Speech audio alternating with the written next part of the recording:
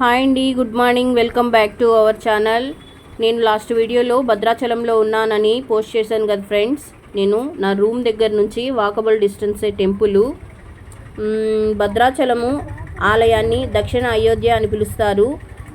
అయోధ్య రాముడు కోదండరాముడని మనము హిందువులు పిలుచుకుంటాము. శ్రీరాముని శ్రీ విష్ణువు అవతారంగా భావిస్తాము. ఆయన మనిషి రూపంలో భూమిపై జన్మించిన అవతార పురుషుడుగా నమ్ముతామండి మనము. ఆయన మనిషి నిజాయితీకి, ధర్మానికి ఎలా బతకాలో చూపించిన వ్యక్తి.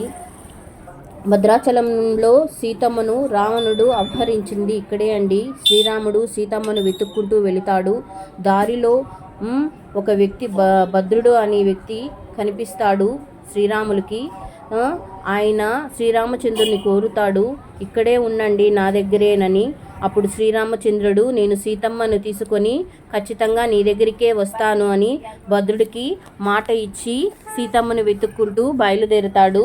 సీతమ్మ దొరికిన తర్వాత ఆ అవతారము అక్కడికి పూర్తయిన తర్వాత ఆయన మహావిష్ణువుగా కొలువు తీరుతాడు. మహావిష్ణువుగా కొలువు తీరిన తర్వాత కొన్నాళ్లకు భద్రుడు గుర్తు వచ్చి అయ్యో నేను భద్రుడిని మర్చిపోయాను అని హడావిడిగా భద్రుడి దగ్గరికి బయలుదేరుతాడు.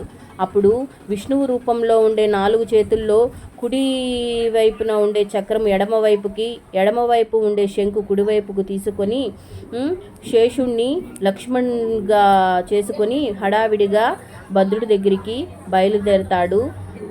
ఆ భద్రుడి దగ్గరికి బయలుదేరినప్పుడు భద్రుడు రాముల వారిని చూసి చాలా ఆనందంతో ఆయన శ్రీరాముణ్ణి ఒక కోరిక కోరుతాడు. నాయనా, మీరు నా తల మీదే నివాసం ఉండాలని. అప్పుడు భద్రుడి తల మీదే భద్రాచలంగా కొలువు తీరుతాడండి. ఇదే ఇక్కడ భద్రాచలం ప్రత్యేకత. చూడండి ఫ్రెండ్స్, ఇది టెంపుల్ ముందర భాగము.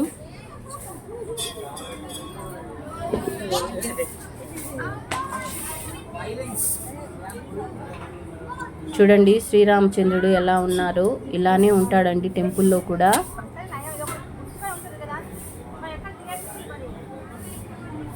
ఇక్కడ ఉండేది శబరి.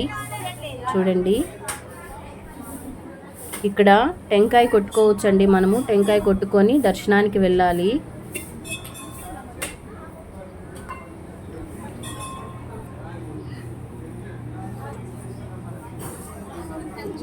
ఇలానే ఉంటాడు గర్భగుడిలో శ్రీరాముల వారు.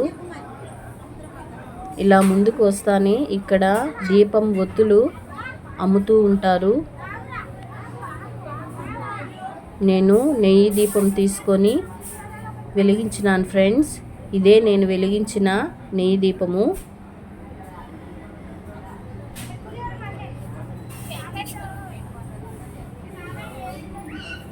ఇక్కడ నుంచి భద్రాచలం మొత్తము కనిపిస్తుంది.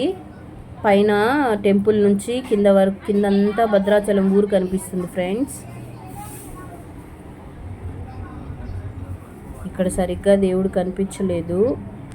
ఇక్కడ దేవుడు కావాల్సినటువన్నీ దొరుకుతాయి. ఇది గోపురం అండి, టెంపుల్ లోపలికి వెళ్ళే భద్రాచలము గోపురం, గుడి గోపురము.